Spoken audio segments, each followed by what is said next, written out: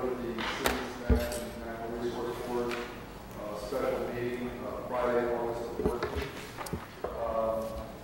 If we can call the state to order, we please stand and do the pledge of allegiance.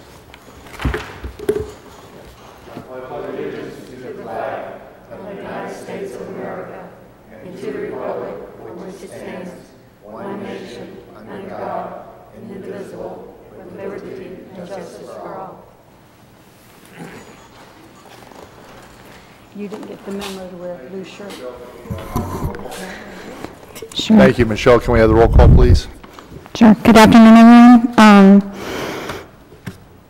George Malloy. Here. Gil Gordian. Here. Andrea Ring. Here. Rose Glacier. Here. Jack Lampiasi. Here. Bob Pergolski. Here. James Clifton. Here. Thank you. Today's special meeting is concerning basically the oyster mat project. What I'd like to do is, first of all, kind of address everything by stating this first. If we can address everything through the chair, just so we're not talking over each other and things of that nature, I would appreciate it this time. Just to keep a little more semblance of some order. First of all, with the oyster mat phase 1, we'd like to get an update of the status of the agency permits. I know at our last meeting, I mentioned to Bob if he would be kind enough to go through the permit and see if there was what we were lacking as far as that. I did see an email. Unfortunately, I couldn't open it, but I believe is this the attachment A? Is that? Yeah, that's the attachment. Actually, this is an updated version of what Mr. Watanabe just sent out, excuse me, just handed us as the letter, and I had excised all the requested information and actually put it into a Word document, and that's what I handed out, because it's easier for me to work off a Word document and actually typing in the answers. So everything you see in bold for the handout, and Mr. Watanabe has it, and there's some on the back table, is what the requested information was from the Corps of Engineers, and some of it is incomplete. Some of it is actually duplicative. They asked it the same thing a couple different places. So, like I said, the thing that says attachment A is everything that's excised out of what Tammy Dabu asked about. And you can see that I've answered some of those, and some of them I haven't answered yet. So, okay, that's what this document is. It's basically a working document for us to go through, but it does require some cross sections that as I mentioned, I don't have the ability to do, and it is certainly, I did go into a long description about the oyster mats and how we were going to construct them, and if we're going to move into bags, then we need to kind of retool that also. Correct. Would you be kind of walk us through this so Sure. we can just kind of make sure that what we need to address, that we can address those items of lacking information? Like I said, I'm sorry I was able to open up that in my email. And yeah, be happy to. So the standard form that the Corps of Engineers uses is actually online, and it's engineering form 4345. Okay. Mr. Watanabe had actually submitted that with the maps and other things. So most of the the signed signature pages are actually already there. Is that from this letter here from Tammy DeBow? Right. So like I said, once again, there's a letter that Frank just handed everybody out. That's from Tammy DeBow, dated June 15th, 2015, and it talks about the deficiencies in our application. And I just essentially copied and retyped the requested information she asked for and put it into what's called attachment A. But it's a Word document. It was just easier for me to work from that. So this is, it doesn't matter really what document you use. You can use my document. As I said, it was just easier for me to use it and put it into a Word document than try to write in on her letter responses. So Okay, so the number 1 on Tammy's letter or Is Mr. Bowe's letter is the number 1 on attachment A, correct? Correct. Okay, so it says, please provide the assigned signature page to the application or complete the attached application for the proposed project. Which Mr. Watanabe Okay. had actually done already, and that was included. Number 2, as you can see, once again, they're all crosswalked. Use whatever document you want. Please provide a basic and overall project purpose for the project purpose for the project. And I provided this answer. I'm happy to amend, have another set of eyes look at my answers, expand on it. However, and that's what I see. The purpose of this workshop is to really go through and as appropriate, and I want to make sure I don't do the wrong process. I assume, and this I'd have to look at either Frank or Michelle, I assume if members have comments after this meeting or can expand on an answer, they could send them to me in an email, but I could not, could incorporate them, but I couldn't really respond in a dialogue back and forth. I think that's correct. However, what I would like to do, because we have this workshop here, is to maximize our time. Oh, absolutely. And if we have any of those comments as we're discussing this, I think maybe after each question we ought to pause after you get the answer, just to see if there's anybody that would like to say something at that time, and that way it kind of keeps it fresh. That way hopefully we won't have to do that kind of emailing after this meeting. Right, and that was the purpose of me actually putting this into a Word document so we could do that. But I mean, from at least how I operate, sometimes I think I'll drive away and say, "Oh man, I just thought of something I could have added," or something. And so I just want to make sure. I think if we send the emails, Mr. Watanabe, if we send the emails to you or to Michelle directly, she can redistribute it appropriately. I think that's a great idea. I think after you get done with your workshop or the special meeting, any additional comments or additional information you want to provide us, send it to Michelle and copy me. My suggestion would be, Bob, once you get done, send us the actual Word document, because what's going to happen is we'll probably submit it from the city through the agency. I would highly recommend maybe changing the header and putting in something like, these are the responses to the RAI letter that was dated so-and-so, so they'll know the narrative. This. And there's usually a permit number that goes with it. Put the permit number on there as well, so then they could relate apples to apples. Right. This is simply a working document. Yeah. Absolutely, it's a draft. We can change anything, and I would have put the attached or in front of this is actually going to be the actual application itself that the city will. Well, the different than this is an RAI. They don't want to see the application already. It's already there. Okay. Right, okay. All they want to see now is a response to these RAIs, requests for additional information. So typically what you do is you put on the top of it, you say these are the responses to a letter dated so-and-so by Tammy DeBoo, providing responses to these comments. And then you go down the list. And typically what you do is you put the permit number on top, so they'll tie this to this, and they open up the application, and then they go down the list and make sure you addressed all their comments. Right, what I'll do Which is... Bob has done. Right, and that was my full intention. Is once this workshop is done, that's why I put it in a Word document, so I could just forward it to the committee, to the board rather, but more importantly to Frank and Michelle, and they can, it's. I take no ownership in the document. It can be modified as any. This is just for our working purpose. What I will do in relation to what Mr. Watanabe said, as well as what Bob said, I'll just put a little precursor, a little narrative at the top saying the purpose of this, and then we'll follow through and we'll amend any answers to this, what Bob's already done. And then I'll forward it to the city to get that done. But because of Sunshine, I believe he cannot email me directly. Is that correct? Yeah, I believe the process would be any information you want to provide us, send it to Michelle, myself, and then we'll incorporate it into the final document. Okay, And that's if, what and we'll if do. the board is happy with let's say like a 90% of today's meeting, then we could bring it back to you at your next meeting. Then we could submit it. Yeah, and I'll sign off on it as chair. Correct. Okay, will do. And would it be appropriate in the meantime if like George wanted to meet with you or Michelle separately and pencil out some more things if we miss them? That would certainly be appropriate, I would think, right? As long as it's just one member meeting with staff. I think it's now that you all have it. If you have other suggestions, provide it to us. we'll clean it up and compile it as best as we can, and then we'll have it ready for your next meeting Okay, for approval. Okay. Yeah, like I said, that's the purpose of this workshop, is to iron this thing out today, hopefully, and get this thing done. Okay, I'm sorry for interrupting, Bob, but No, you no, can no, continue with this number is- two. this is I what- think we just got some stuff, a lot of needed information cleared up. So, So, yeah, and so number 3, I'm just going to read these out loud. It's just easier. Number 3, no exhibits were provided with your application, and the application did not include any description of the proposed work. Please describe in detail the proposed project. Include monitoring activities that will take place. Frequency of monitoring and remediation of the projects is not successful.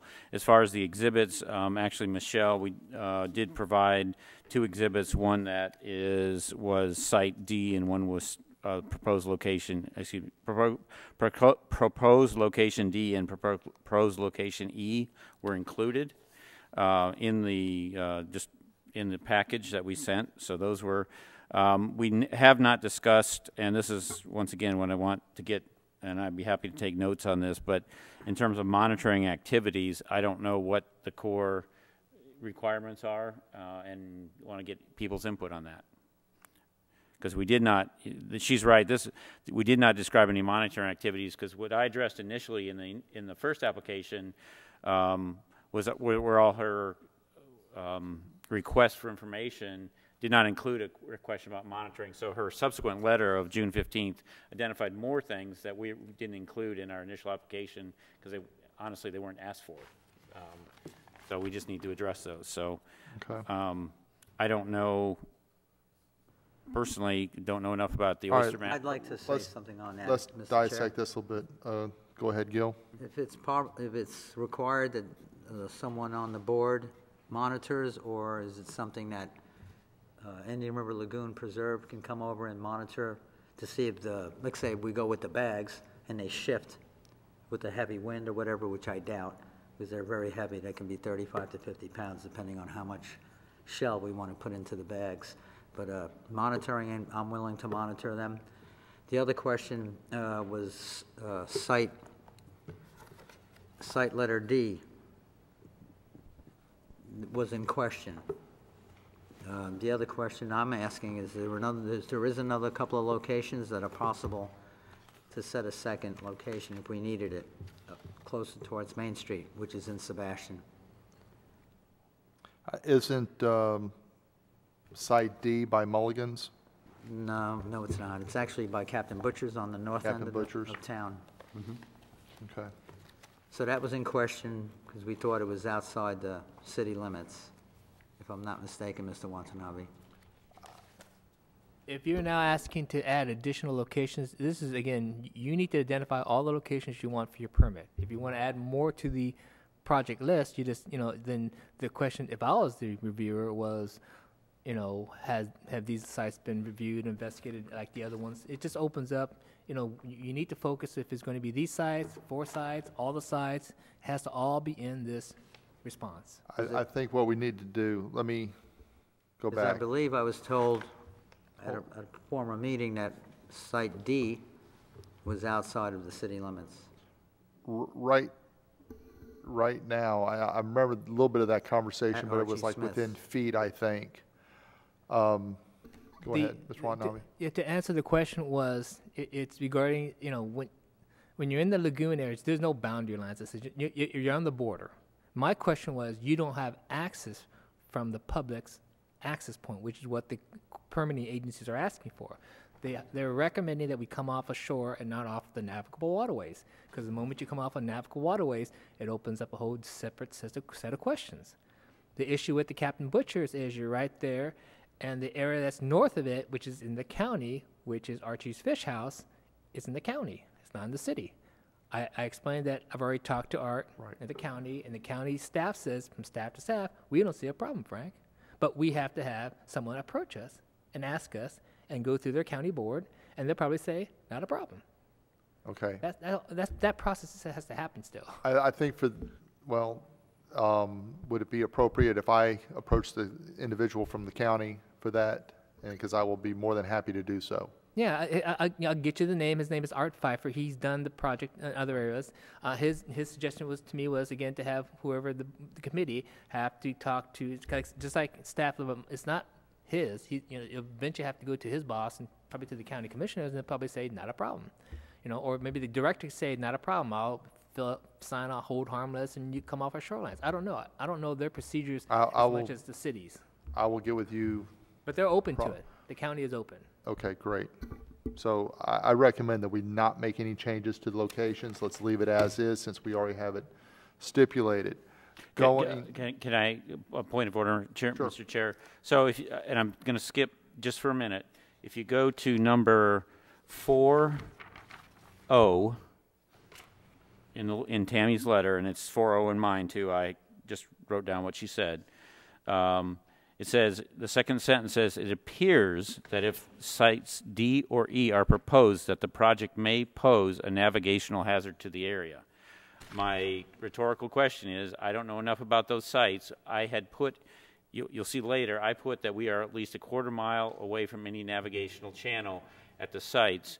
So just in discussion here with sites D, E, changing, not changing, I don't know the answer to that, to her response there, if D or E pose any navigational hazard to the area. I didn't think they did. Well, I went out and looked at them, but I didn't. I wanted to just make sure I'm on solid ground there. Just looking at this and seeing how the piers jet out into the lagoon, both of the locations are within the pier line, so that would not be in the navigational That's right. waterways. However, I do have a slight question regarding Site D, because I just read in the Florida Trend magazine and other publications about the opening of a new fish market type of thing where they're starting a fishing business type in that area. Is that same area? No, it's not. It's not? Mr. Chair, I believe you're confusing that with Fisherman's Landing. Yes, I It's am. happening here, so that's at least 3/4 of a mile south of us. Oh, okay. All right. Very good. That's the only concern I had with that. So, Mr. Chair, my understanding then, unless people have some objection, we will stay with sites D and E as part of our application in response to comments, and we'll. I basically worded it such that we would obtain proper approval to access the sites. That's why I left it at. Absolutely. If we can go back up to number 3. I know you mentioned about placing the exhibits, so we already have that, which are these photographs here of D and E. The next sentence was, please describe in detail the proposed project, which I believe we have done also in our application. But Yeah, if you go, once again, if you go to, and I'm sorry, I got to jump around a little bit, but number 6C, description of all types of equipment and materials that will be used to install the project, how will they be, so I describe how we will construct the project, realizing this was based on oyster mats. So if we're going to go to oyster bags, we'll have to describe the project differently. okay, but I think we should at least reference in our answer.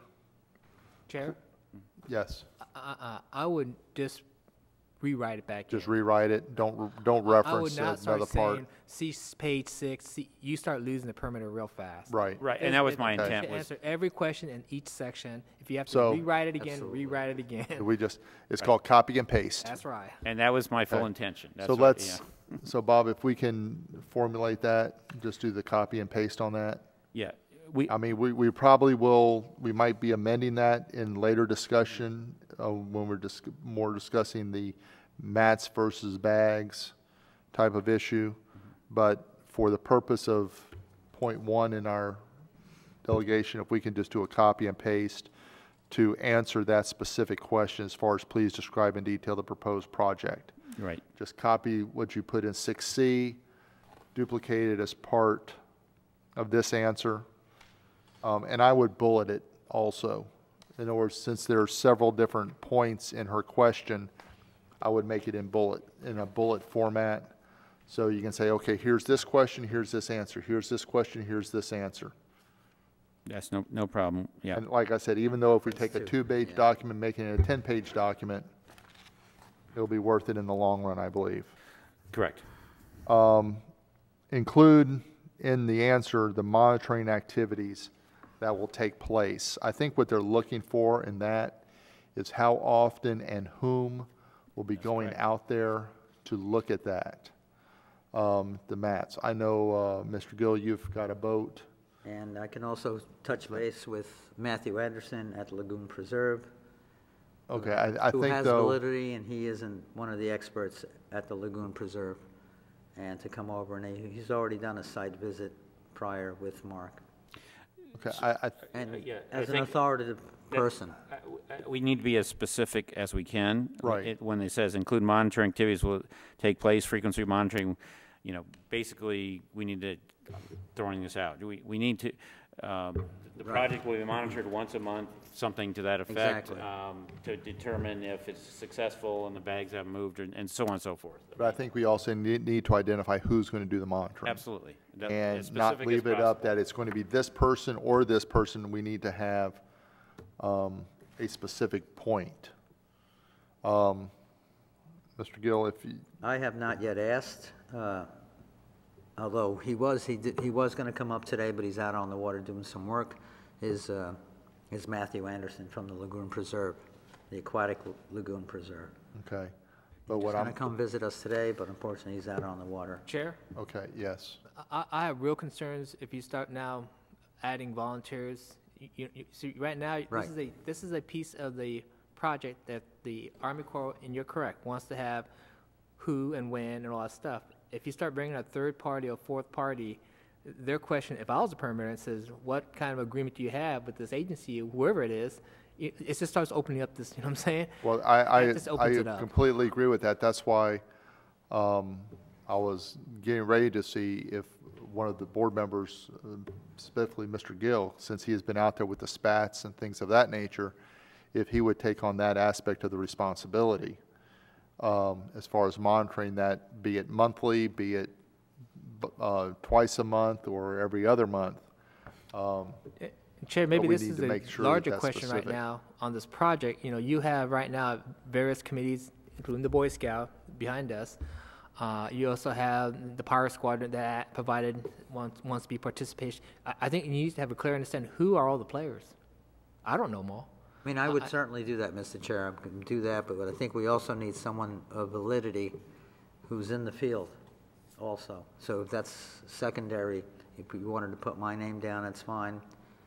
But I also think we need somebody with validity, more within the field. Okay. I mean, I can certainly do that, it's not a problem, and then get verification. Chair, I don't see in this where they're asking for people or organizations. They're just looking for frequencies and what you're Right. going to do. And just give them that, that's just- fine, You give them too much detail, and right. they're going to hold your toes to the fire. Point well taken. That's fine. So if we just say we will monitor the project monthly to determine the success of the spat accumulation, I think that would be, but we do need to get to a place, be it the Boy Scouts, be it a member of this committee or whatever, to identify who's going to be doing that responsibility. Even though it might not be a part of the permit, we still need to delegate that so we know who's doing what. And like Mr. Watanabe said, who are all the players? Right now we have the Power Squadron, right now we have the Boy Scouts, and we have this board. Well, Mr. Chair, I'm sure we don't have to add Power Squadron to the list to send to No, Army no, that's what Corps. I'm saying. We're not going to identify who, but as Jim raised, we need to talk about the process, the frequency of the monitoring, and the remediation of the project if it is not successful.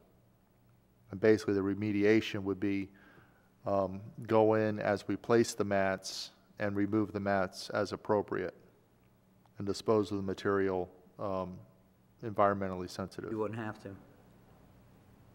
You wouldn't have to remove any of the material. It's pretty much biodegradable, the bags. No, that's what I'm saying. It says here, and remediation if the project is not successful. I think what they're looking for is to say that we will go into the lagoon, be it bags, be it mats, whatever the determination is, that those items will be removed from the lagoon and to restore the lagoon to where it was in those facilities. I think that's what they're looking for. Would you agree, Mr. Watanabe? That is correct. The term is really what they're looking for is if it's not successful, or if there is an event, let's say like a hurricane, or if it just becomes high water table tides and it starts moving around, what actions do you have and what tools do you have to take care of those issues? And because their answer is going to be, well, Gil's boat he's not here, so we can't get to it for another week or two. They don't want that answer. No, absolutely they not. want an immediate source that says who's going to take care. And then in those situations, if it is a hazard, then we as Public Works will get our boat out there and take care of it. Again, because it's still a city project, so it becomes a hazard in some ways, a safety. And you could put down that the city's Public Works will take care of it on an immediate action. No different than if it's any other private. If there's a safety issue involved, Public Works will go out there and take care of it as required for the public safety. And that's what they're looking for. This is make sure if there's something happens, what's your plan B? I think your plan A is we'll monitor it, board will take a look at it, make adjustments as needed. However, if something would drastically happen, and it has to be immediately taken care of, we have the city's Public Works, and they have the sufficient equipment and boats and manpower to take care of whatever. You know what I'm saying? If I have to get a crane out there, I'll get a crane out there. It'll pull it all out within 2 minutes. Right. I have those tools. I don't want to use them, but that's what they want to hear. See, these questions are standardized for all, even private sector people. So their issue is, if you're going to do something out there, you're going to pony up the money, because if it doesn't work, you're going to fix it. In this situation, we have all the resources we need. The equipment we have. Right. Bob, did you make note of those and comments? I second what Frank said. This is a very generic set of questions, and it's supposed to cover all kinds of activities, so we have to tailor our answers for what we're doing. So don't take anything, I guess, don't be afraid of any of the questions, because they're very generic. But what I'm saying as far as being generic is what we need to do is address, even if it's rhetorical, still address it. As he said, if the project fails and the spats don't accumulate, let's say over the point of a year to 2 years, whatever the expected period is, and I would say probably a year, that we would, as part of the city, go in and remove the mats as appropriate. If due to weather conditions or a known disaster or something of that nature, if the mats become a safety to life hazard, that we would incorporate with the city departments to remove the mats expeditiously, and to remove a safety to life hazard. Right. So I think exactly those things would be what they were looking for, as far as just like what Mr. Watanabe said. Right. If an impending emergency warrants immediate removal of the bags or mats, the city would be available. City officials would help us now, with if they're that. Obviously, if it's a failure, it has nothing to do with an impending disaster or emergency. And let's say after 2 years, I don't even know what the proper, we'd have to check with the Power Squadron or other folks to determine how long we need to monitor these. I would say the Brevard Zoo, because they've had this going on for quite some time. That would be helpful to get that information, because there's probably a time when we would. To help you guys out. The gentleman there. But to help you guys out, if it does not prove to be successful, you just put down, to make it easy right now, and we can get other people because we don't have all the players right now, just say the city's Public Works Department will take care of, if the project doesn't be successful, they'll remove it from the waterways. If there's an emergency issue, the city's Public Works Department will take care of it and an immediate action. That's all they want to see. Is there, who's going to really do it? And that all you have to say is city's Public Works Department. Covered. Okay, thank you. Mr. Chair, I think we had a comment from. Okay. Yes. Yes. Just to let you know, from what I understand, from working with the Power Squadron as well as the zoo, is that they are monitored basically on a 30-day cycle, usually once a month, and they give it 2 cycles, 2 spawning cycles, to see how they took and they grew. So that is approximately, what we said, April, May, and September, October time, and you'll know whether that bed is viable and is growing. Just for the purpose of the meeting, I know you've spoken to us before, but for the record, would you please just state your name and that you are consulting with the Eagle Scout project?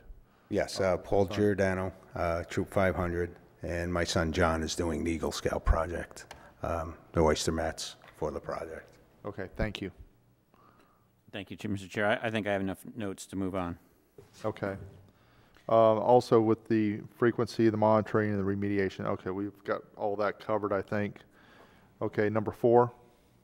Yes, number 4 are pretty, I guess you call mundane items, but the one question Michelle provided, as I said, site maps for site D and E in the original. We'll again provide those. They include the latitude, longitude, the address, and all those things. But the property boundaries, I'm not sure what they're asking, honestly. Because if I was Corps of Engineers and I got this is very helpful, but I wouldn't know exactly where they were being placed. So would a navigational map be more appropriate, or a map of the lagoon area? That it wouldn't be. Well, I think what they're asking for, maybe property boundaries potentially is where's on this map. What is the rectangle that's going to be impacted by the bags, mats, or whatever? What are the Chair? Yeah. I believe these questions are typical for a land project. Right. Right, that's And what so I the was. property boundary would have been more directive if it was on land. On a waterway system, I don't believe they want you to actually, there is a submerged land lease, but they don't want, I think what they want to see is within this area, maybe like a little picture that says, it's whatever it is, 50 by 400, it's going to go right here, it's going to be 50 feet off the shore. And that's what we're looking at. And then they're going to say that's as good as it gets. That's what they want to see. And I agree. I agree. They just want to see some polygon on here. Where are they going to be placed? Exactly. Right now, all we have is a dot, and they're saying it's not a dot. It's got, height, width, size. Where is it? How deep is it? And how far away from shore? That's what they're looking for. And Right. how far away is it from? And I would put a line that says from here to the navigable waterway is 2 miles. Woohoo! You answered all the questions for them. It isn't in the navigable waterway system. I think we have that. I read that in some other dialogue further on down. So if we could just, like I said, be rhetorical and put that there as far as the size of the map. Also, if we could possibly maybe draw a little square or something on the picture. Yeah, Is I that would have to work possible? with, since Michelle. Something to scale.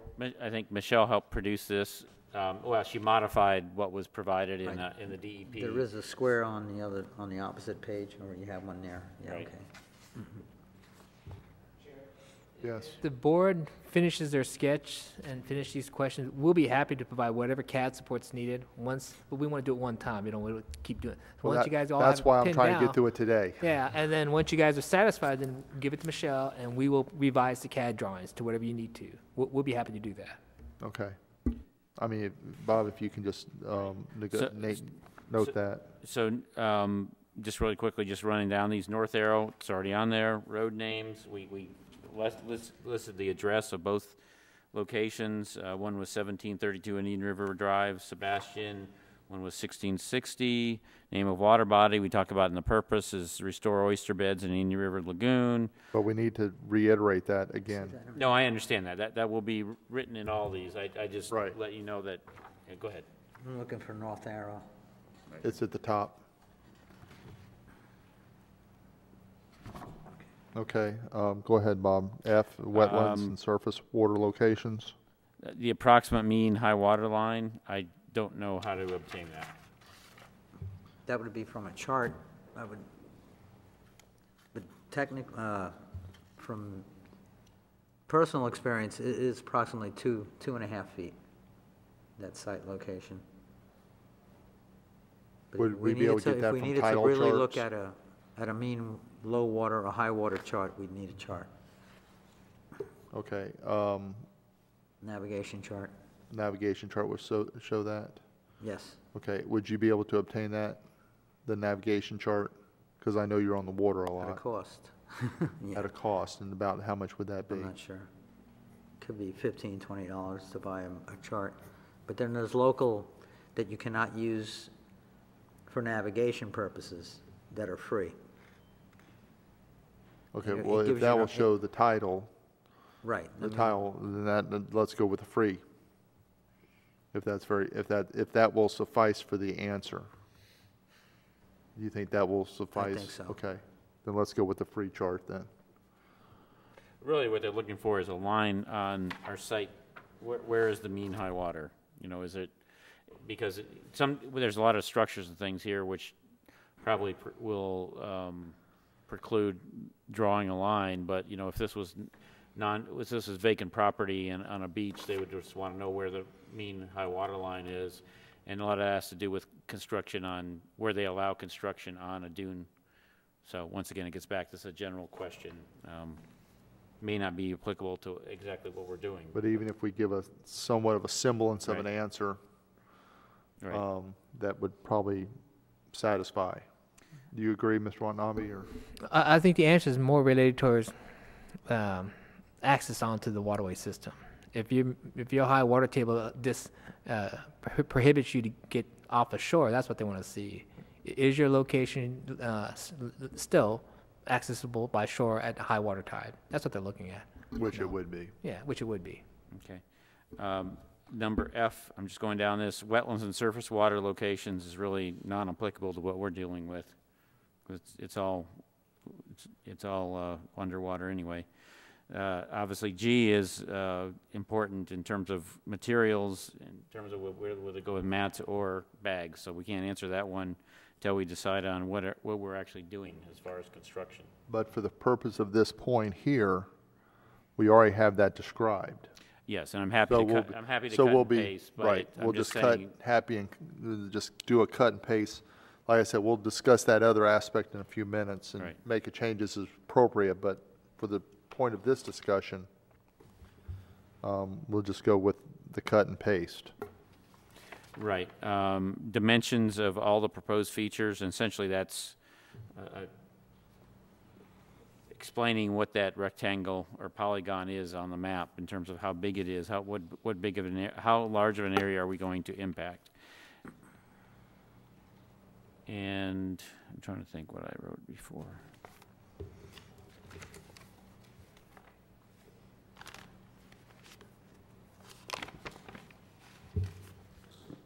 I don't think I gave them gave the Corps in my original write-up an actual description of how large an area we would be impacting. Well, our proposed area, Mr. Chair, was 240 feet, was it?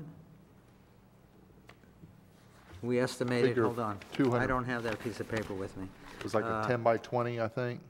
No, it was larger than that. John, what was our, if you recall, I don't have that piece of paper with me on the dimensions. Or Paul, I don't recall that one. 240 square feet?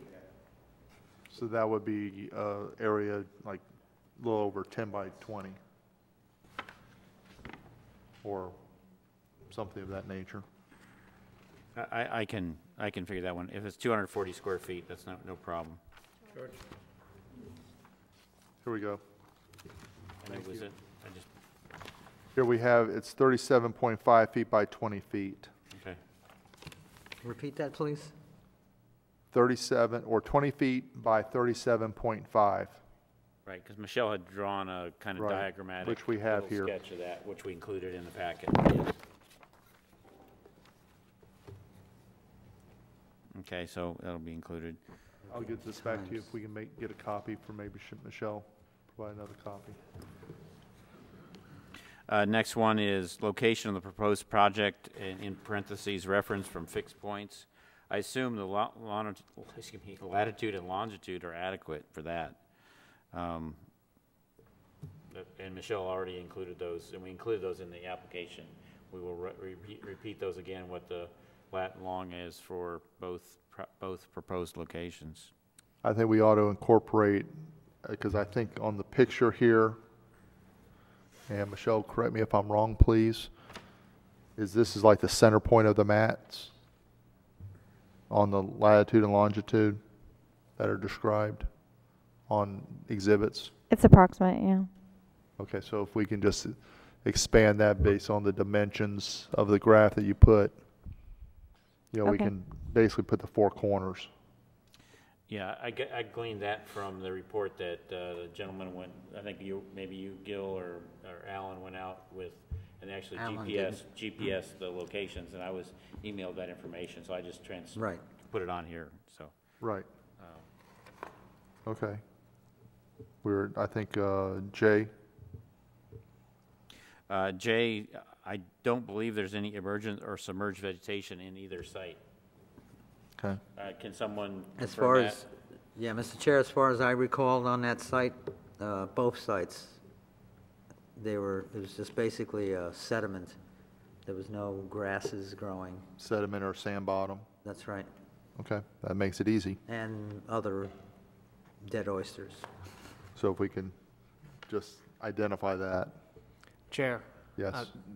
Just to let you know, this is the Army Corps' RAI. St. John's has asked for a seagrass. They always do. It's a seagrass map. They want to know where the seagrass is in relation. And I think the Army Corps is going to tie it the same way. They're going to say how far or how near is the nearest seagrass.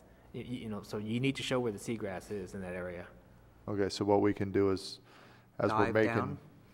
well, not necessarily dive down, just No. just take a the boat answer and is, float it out. The answer is they want to know the historical seagrass, the map that shows where the Historical? seagrass used to be, and if you're going to be in an area that's going to come back. Seagrass is already coming back in most of the parts of the lagoon, so it could be sand today, but 5 years ago, if there was seagrass there, they're not going to let you put the mats down, because they're hoping that the seagrass comes back. And we have right now, a good example is locations where we have projects right now where about a year ago it was sandy, grass is coming back now again. They want to make sure historically, is this site a location where there was some seagrass? And if it is, where was it? And draw it up on the same map, where was it? And how far are you from those seagrass locations? That's what they want to see. Okay. And it seems like that, well, I'll have to do a little research. It seems like St. John's or somebody's actually plotted the historic seagrass.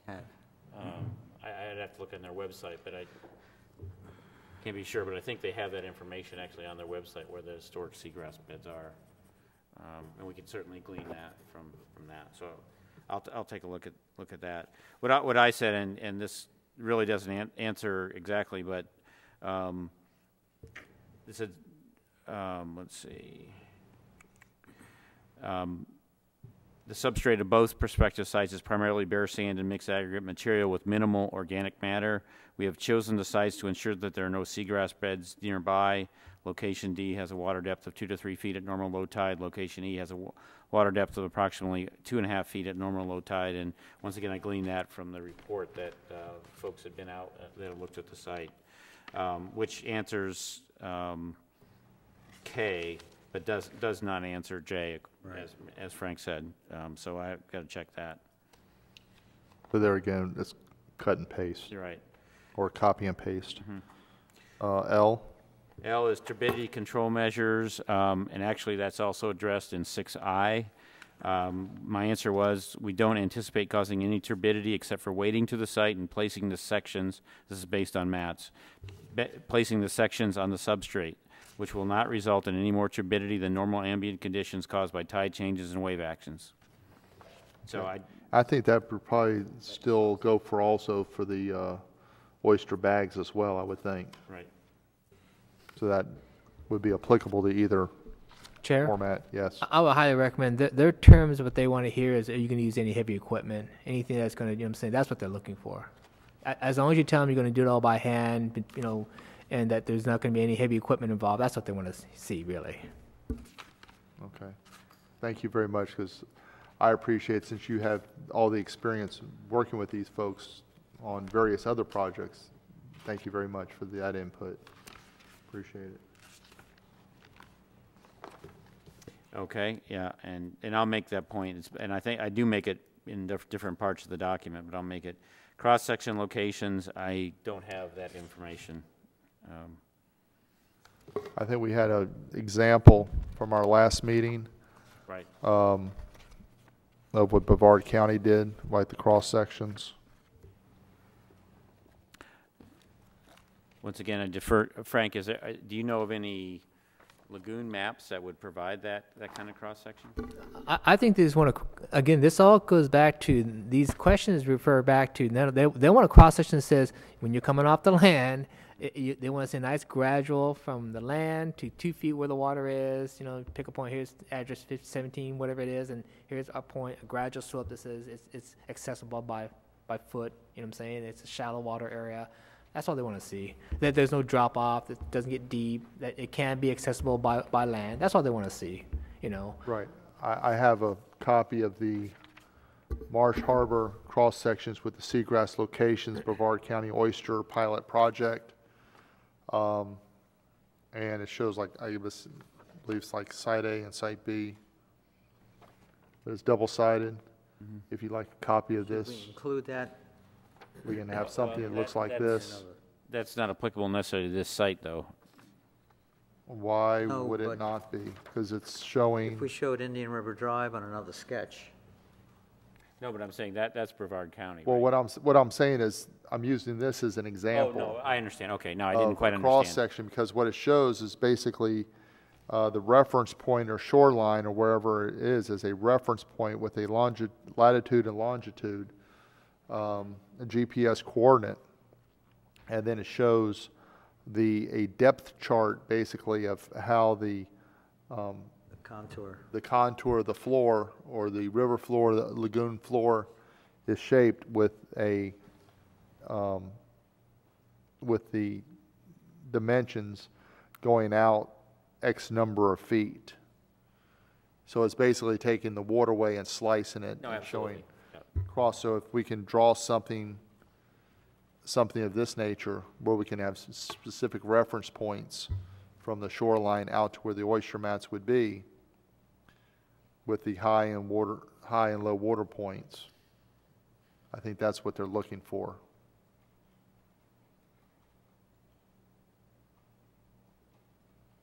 Yeah, I don't know how precise they want, because someone could go out there during high tide, low tide, and actually go with a stick and measure the water depth. Right.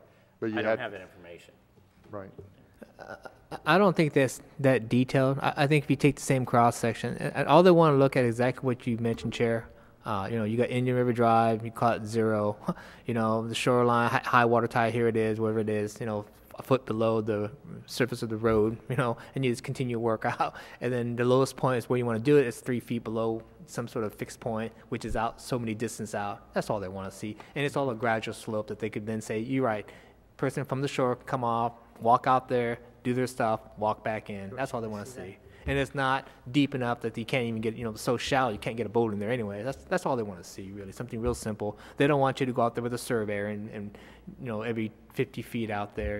They just want to see what does it look like. Just like I think Gil mentions, if it's 2 feet below the mean water table, that's all they want to see. Just a little Right, sketch. and I did specify location D has a water depth of 2 to 3 feet at normal low tide, because we had already gone out there and looked at that.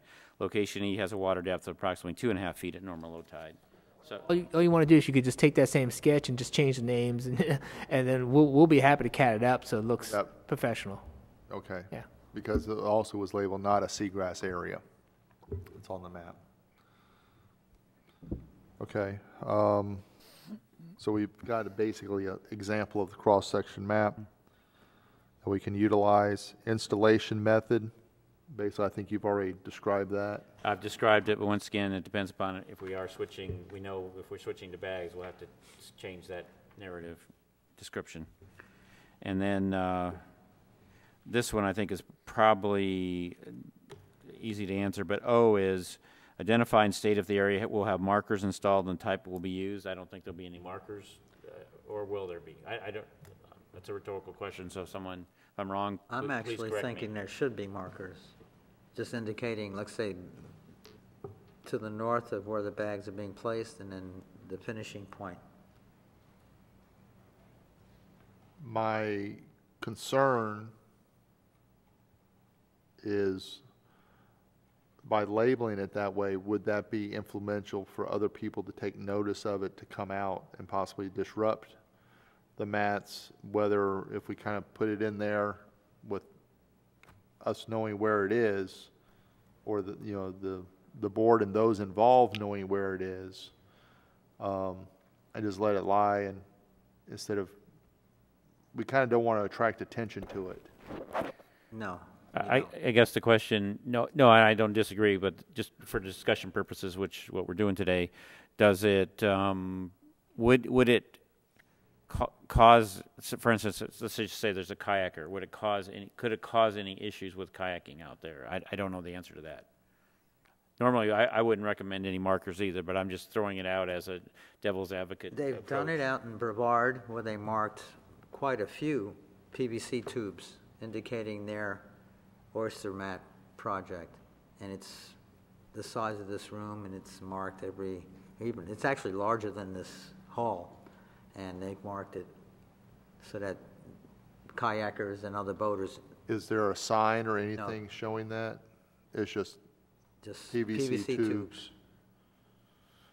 If that has been utilized and if that has been approved by Brevard County, I don't have a problem. Like I said, I'm looking at getting this project moving and getting it in the water as soon as possible. So if we can emulate another project that's already in existence, that's already been approved, I'm all for using someone else's ideas. And Local let me fishermen. rephrase that, approved ideas. Right, and I think their concern is twofold. One, that it not be a threat to navigation, in other words, it caused any issues with navigation. And two, if you do put markers out there, make sure they're permanent enough, because you're going to have a lot of wave action things. They don't want stuff, basically washing up or being uprooted and causing any potential danger to navigation. So I think that's really what they're looking at. Or to sea life, exactly. Yeah. Okay. Chair, I think this question is not, I think the issue is outside of the navigable waterways. I think this is really more in terms, I think different than what you had suggested where you want to not make it publicly aware. I think you do want to make it publicly aware. If by acts forward you go with the mats, you don't want those things out there and people not knowing it. You want to highlight it. I highly recommend putting up a sign on the roadside saying that these are oyster mats. It shows what it looks like so they know it's out there, and that you have some markers out there, because you place something that's out there that's sharp, and these oysters are sharp, and you laying out mats of these oysters out there like little blades out there, and someone goes out there and steps on one, we're our fault. That could So be an issue. we have not notified anybody on this. I think we want to put up signs that says this is a demonstration pilot project, and be cautious if you walk out in these waterways, because we have oyster mats, and that we covered ourselves there, and then we have some markers out there. I'm assuming that's what Brevard County did, and I'm assuming any organization as a city representative, I'm going to highly recommend we put warning signs to warn the public. The only reason why I mentioned that was I was concerned about other people going out to disturb them, or try to say, oh, hey, we got some fresh oysters here, let's pick them and go from there, versus having something that's, noted. And I understand safety does need to be paramount. It's man-made, it's safety. If it's poaching, or that's an enforcement issue that the city will take care of. Our issue is this is a project that we're putting out as a city project. It has to meet all the safety issues. Signage is going to be required. I'm noting it right now, and I think markers are going to be put out there to mark that it's safe. It is going to be a joint city project, so city funds are being used, so it will be safe. Oh, yeah, absolutely. Thank you. So Do you, I concur. Thank should you. to follow up with that, do we want to specify, what do they use as markers? Is it PVC? Do we want to specify something that be that specific? It's a PVC tube. Okay. So we'll make something, we'll write something to the effect that PVC tubes will be PVC pipe will be used to mark the corners and the appropriate boundaries Or of one the section of it, just to indicate. And I would possibly just even, highlight that all four corners will be marked with PVC pipes with reflective tape, so that you can see them at night. That's what I was gonna And say, then a sign will be reflective tape. placed in each of the locations on the roadsides, advising, people that this is an oyster mat project and it's about 200 feet out, on the lagoons, so that people know it's out there. Well, personally, we want them to recognize that, hey, we're trying to do a Correct. good thing Uh-huh. here. Yes. maybe put a little history lesson with it, like they did with some of the other monuments along the seashore, the lagoon shore. Thank you. Just a brief question about this, because I know when you talk about signage, you're talking about money. Can that be incorporated into the grants? Would that be applicable for the grant money that has been received through the city? Again, I want to That keep the signage. two projects separate.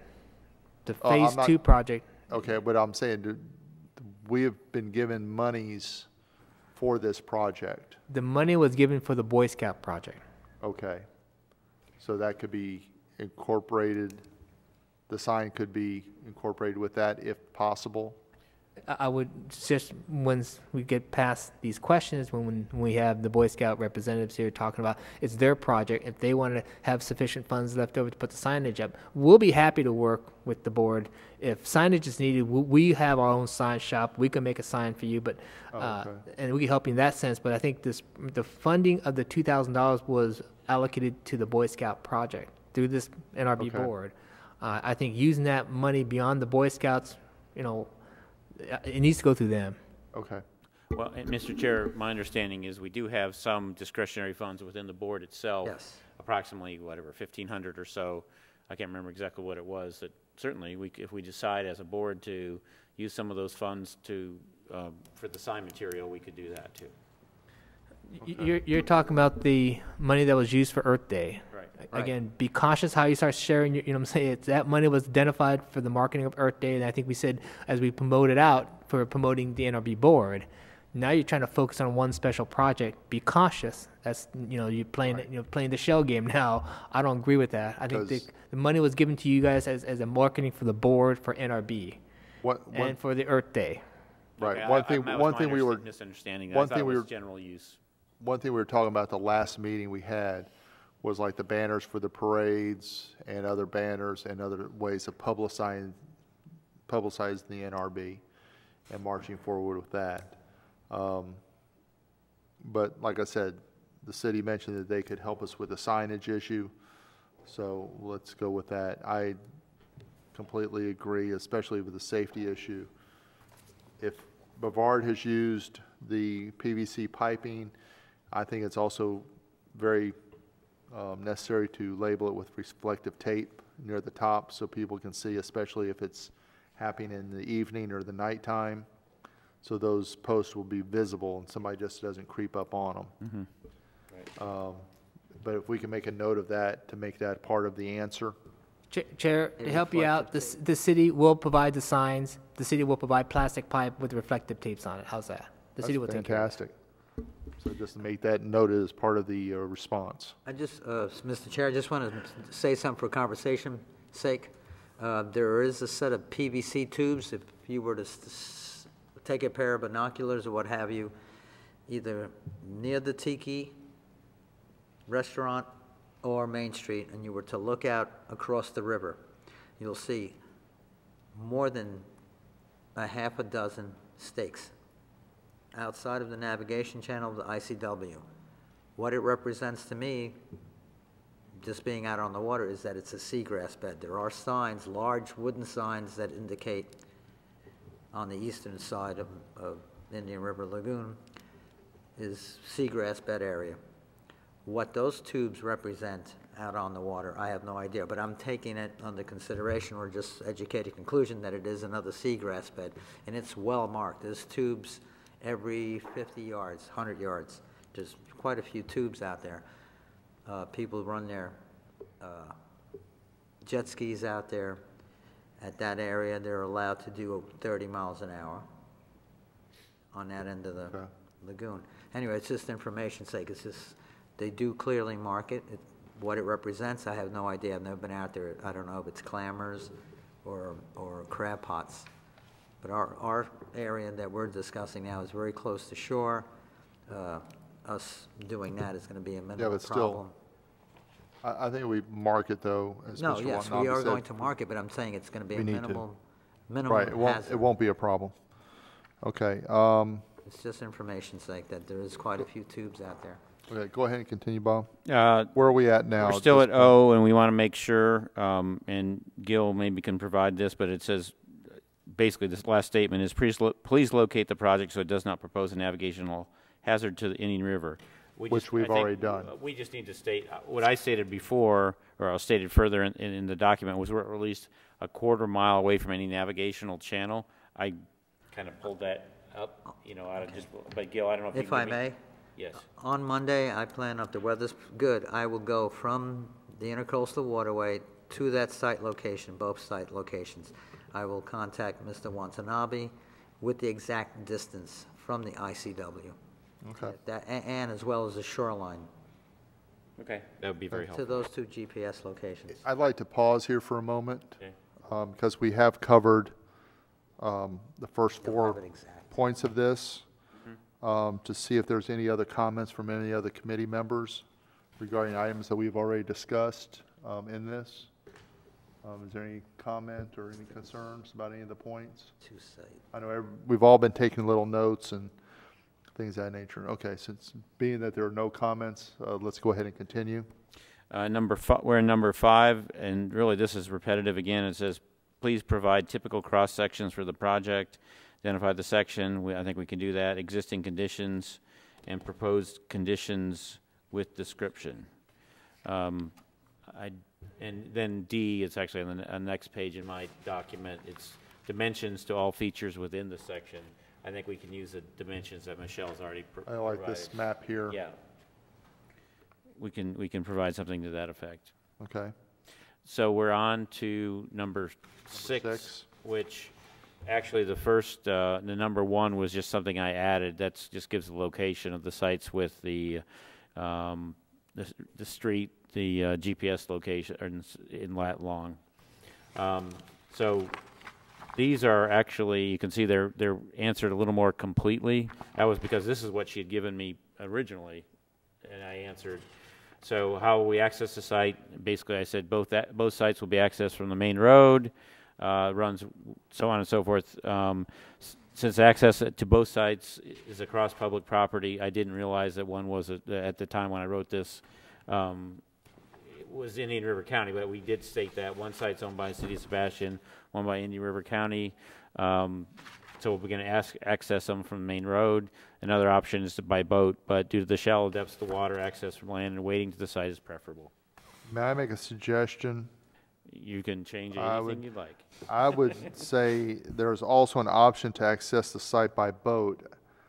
I think we're getting into another arena there. I think as long as we're accessing it by the shoreline, as we had previous discussions, that was acceptable, but now when we get into the navigational area, that might be another issue. Mr. Watanabe. I would not state that there's an option to use navigable waterways. I would just So state that you're coming strike off the that shore. first. Yeah, let's strike that. Last sentence. No, not the entire last sentence.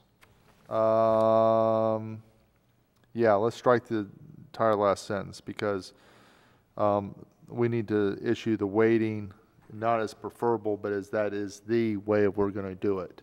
Right. Because I think also in an earlier or later statement you mentioned about utilizing some floatable craft, but we're coming off the shoreline with those floatable craft to carry the items out. So it's not, we're not dealing with motors, we're not dealing with paddles, we're not dealing with anything of that nature that would disturb the.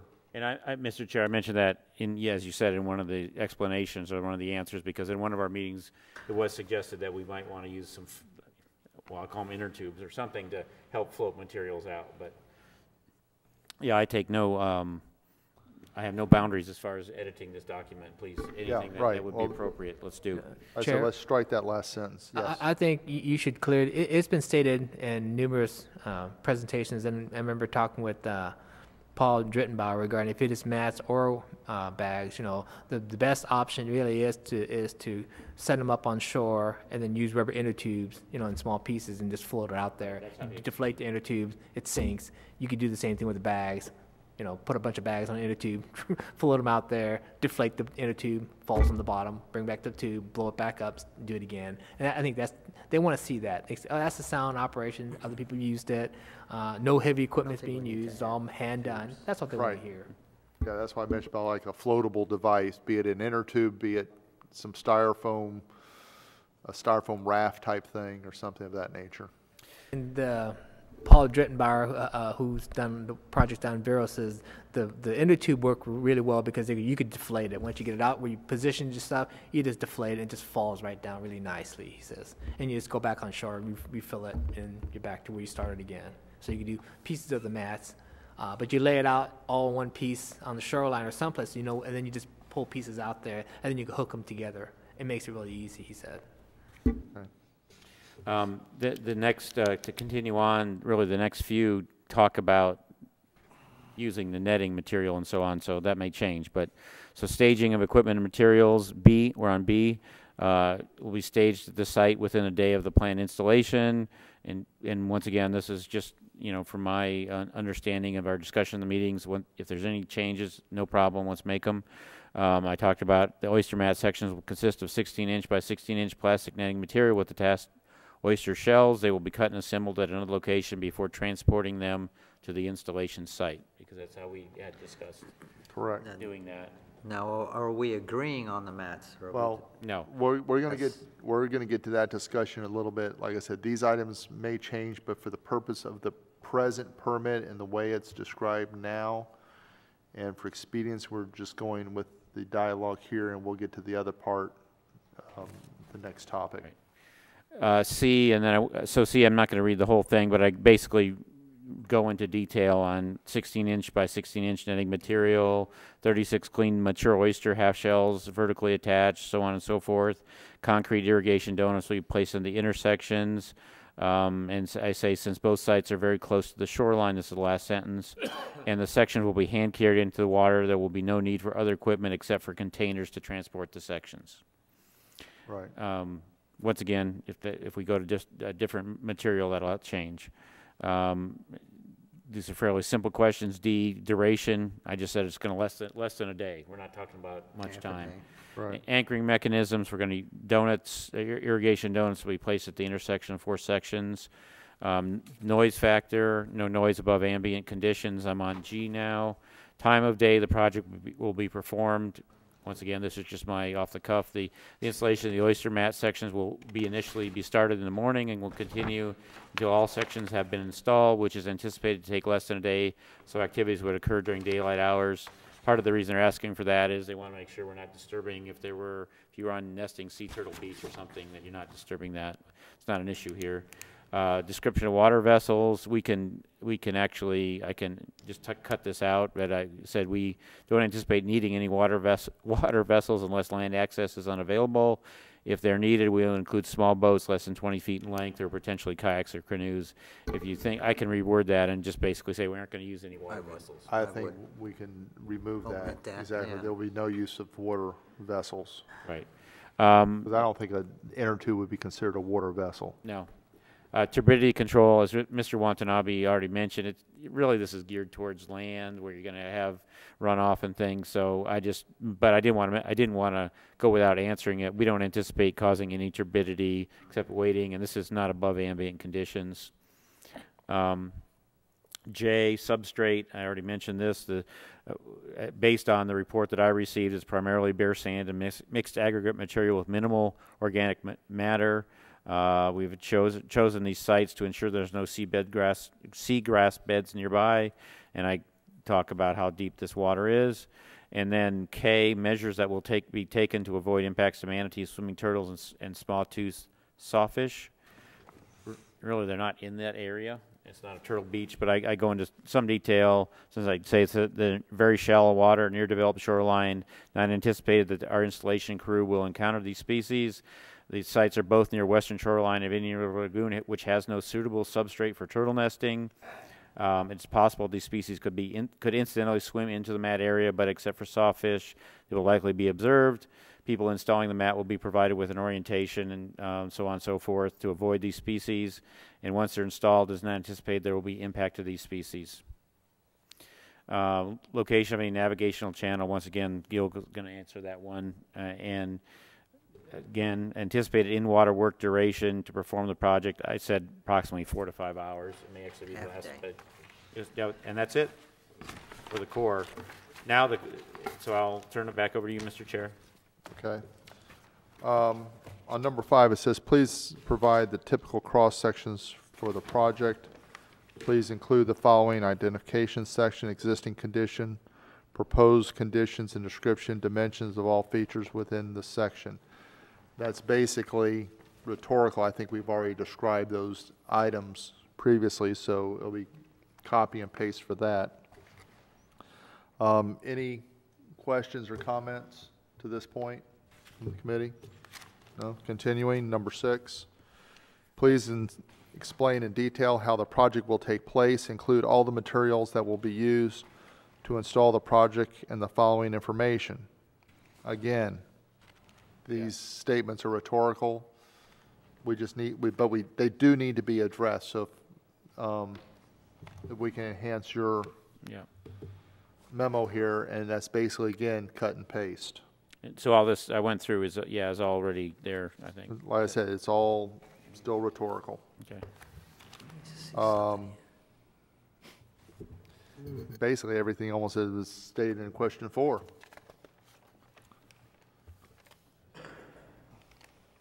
On page 3 of the memo from Tammy DeVibu at the top, please ensure to describe the substrate of the project will be placed on the location of the emergent substrate. Again, rhetorical, but we just need a copy and paste. Next paragraph, in order for the Corps of Engineers permit to be issued for the proposed project, we must receive the water quality certification or waiver from the state of Florida. Please forward a copy of either the water quality certification or the waiver to the Corps of Engineers upon receipt. Any revisions or modifications you may propose during the evaluation process must be coordinated with the state of Florida and the Corps of Engineers. Would that be considered the St. John's Water Management area, Mr. Watanabe, or with that item?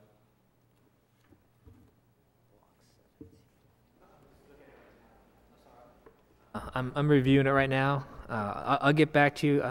I'm not sure of that comment. I'm just wondering, because water quality, I mean, I know we have The agency. testing the water quality, I believe. So if we can get those results from other tests. Let me get back to you on this comment. Okay. All right. The agencies are separate.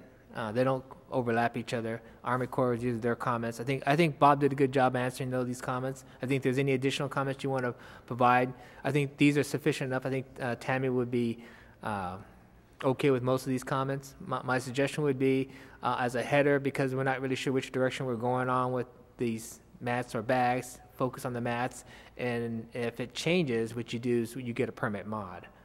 You get your permit, if it's on mats, and all of a sudden it changes because of material, it really doesn't change the performance and all the issues. You'll resubmit for a permit mod, which would be a lot easier because you already got a permit in hand. Well, that's what I want to do. I want to get that permit in hand so we can have a method and a way of beginning the process.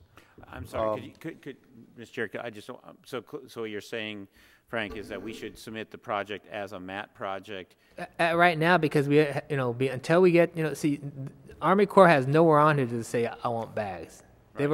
They've already submitted, you've already submitted, and they saw something that says, here's all they have, A to Z, you answer all her questions. I think it'll confuse her by saying, another agency, and she may be aware of it, but that's another agency. My suggestion would be as a header that says, per comments received through the St. John's review process, there may be a change in material from mats to bags that has not yet been determined. We're still addressing their comments as your comments. Here are our responses to your comments, and you go through it. And then they'll give us the okay to go. Yeah, they'll say okay, and they say if you switch materials, come back with a permit mod, which is easier to do because now you got permit in hand.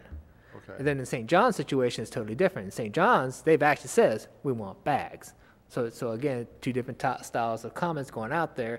You just got to play them out at the end. We're not hiding anything because we don't know yet. Because maybe St. John's just says, like I said, maybe we just say, what the heck, we use bags. We use mats. I don't know. Fish and Wildlife under the St. John's says we prefer bags. I'm going to make a statement probably in our next topic, or next area of our conversation on the agenda regarding that aspect when we get into the discussion of oyster bags or mats. Chair, Yes. before we move on, Right. I got would like to go back to that water quality certification. Yes. Who and how do we obtain that?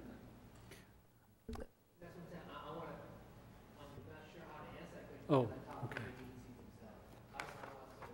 Okay, and Question for Tammy. you'll get back with us by the next meeting or intermediately? Okay. What is this referencing? Because I thought, you know, we've already got people out there, not necessarily the board, but the city and the county and St. John's Water Management, that's already testing the water for, I think, water quality. Am I correct? Yes. I've read different things about that going on. What their intent is. Okay. Yeah, Mr. Chair, and usually in this case, there's a waiver. The state gives you a waiver, and it's a non-issue. Once again, as Frank has pointed out, this is a general request for additional information for different types of projects, so that may not even be applicable. Okay. As the application is considered incomplete, no action will be taken until such, we request that you provide this information within 30 days. So we're almost past that. Chair, We're definitely past that deadline. Chair, I've already talked to Tammy DeVoe. She's aware that we need an extension. She's aware of that. The extension was based on having a meeting with her, and so I believe Bob has already started that dialogue. So I think we're fine with standard 30 days. The standard 30 days they give out to everybody. However, once you call them and identify a need to extend it, they're okay. They've extended it. They're okay. They're not going to, shelve the project. I think the next focus with the Army Corps would be to have that meeting that Bob, I think, should have. I mean, there needs to be a field meeting, I think, just to help clarify it all. Okay. Right. And when I talked to her, and once again, this is somewhat repetitive, but at that point, as I mentioned last meeting, that was just when the city had been awarded or was aware that they awarded this grant, and Tammy wanted to make sure, and at that point, I couldn't speak to the grant, and Mr. Watanabe has. That will be a totally separate action from this. She was asking me whether they would be separate.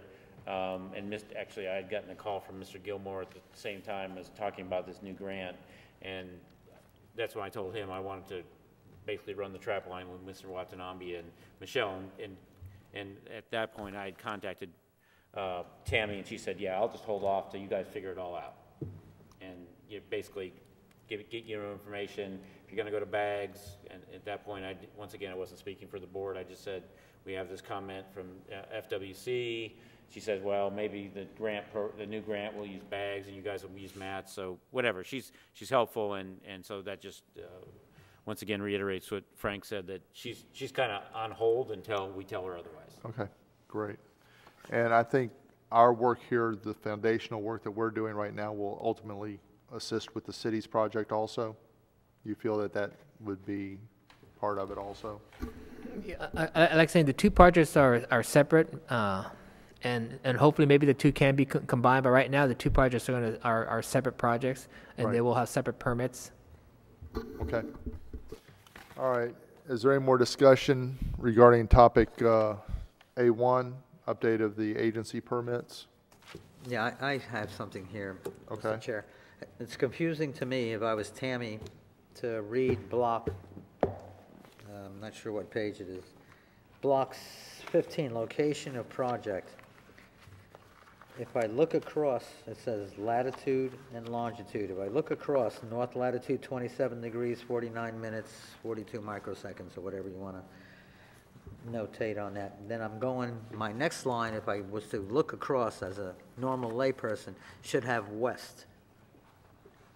If you're looking at north latitude or longitude, latlon, it should be coming across, but as I'm looking at it here, it's confusing to me which numbers are going to coincide with that north latitude. We have, I believe, on the photographs, Yes, it's on there. it's So on there, I would have to double check if I was Tammy Also- and go, but we also mentioned that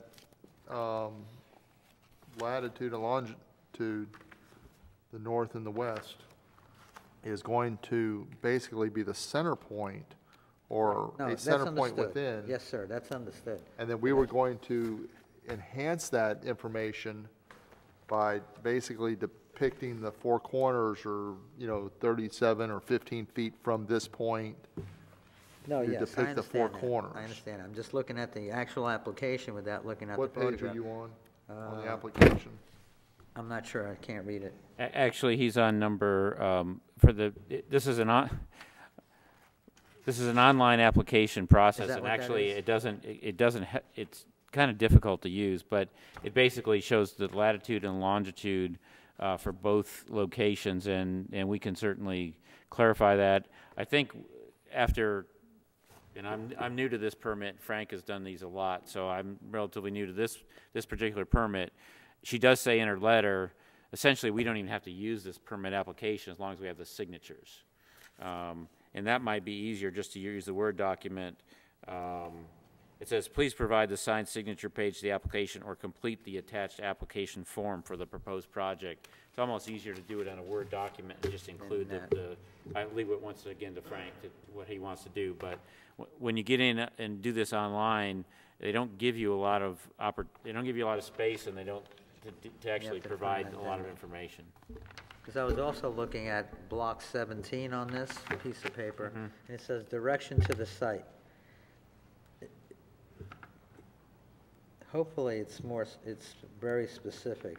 It says both locations are located on Indian River Drive in the city of Sebastian, Florida. There are two sites, D and E. Site D is located at 1733 Indian River Drive, and Site E is located at 1660 Indian River Drive. Okay, that's okay. I think as we've described, a lot of the questions, if we don't address the application specifically, but address Tammy DeBoe's concerns specifically, as we have, for the last hour gone through and discussed this, I think if we address those, and if she has anything else for us, she'll come back at that point. But I think we need to get her letter resolved as quickly as possible, so we can start moving forward. And because I said, I'd love to see something in the water by October something. Chair, the issue is Dot the correct. Ts here. I would not, the application has been submitted, and they prefer it online. What they have is, after you submit it, they want a sign. You can't sign the application because it's electronic. So what they want you to do is print it out and send the last page, who's the authority to sign off on it, which I already did. Which you've too. already done. Yeah, so she didn't get the second. I emailed that. These applications are on a computer system. You just type them away, shoot it, submit it, goes in some sort of, who knows, Army Corps data file.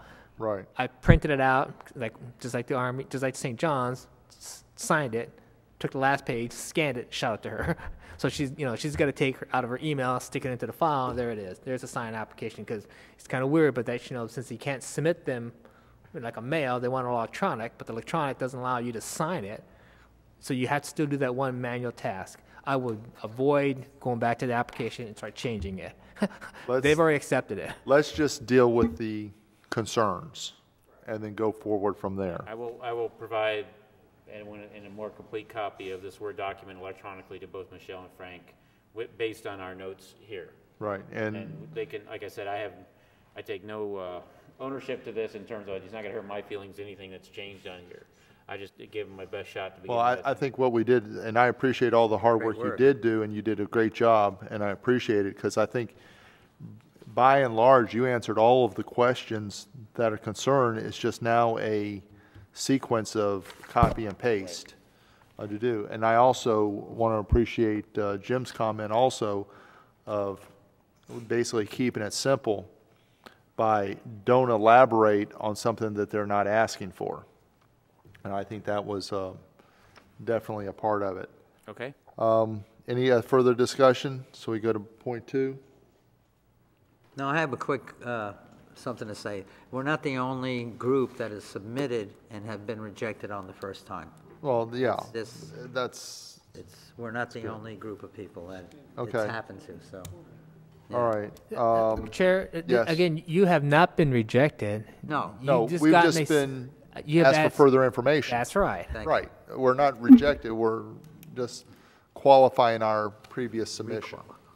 Okay, let's go to point number 2.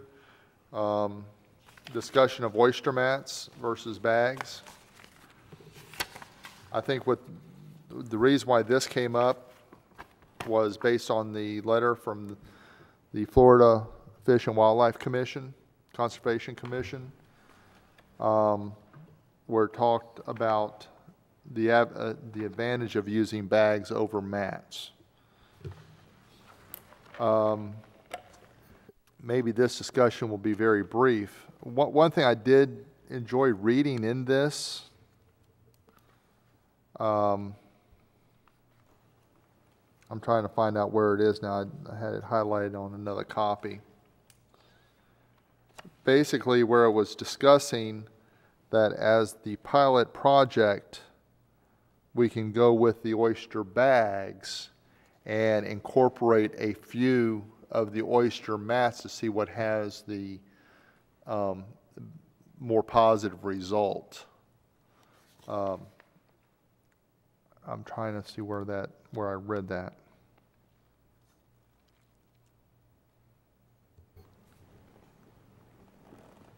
Because it was pushing it as a pilot. Discussion was as a pilot project. Mr. Chair, if you don't mind me saying. Yeah, go ahead. That sounds like a great idea. I think it's effective. I think we used also bags, like I say, we did a 1-in-1, where we use mats in one location and bags on the other. The bags, a pro to having the bags, it also helps the shoreline. Being within close proximity of the shore, having a bag is a lot higher, and it also helps to protect the shoreline. So there's a positive in using bags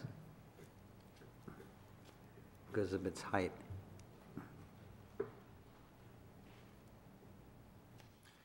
Does everybody have a copy of the June 11th, 2015 letter from Florida Fish and Wildlife?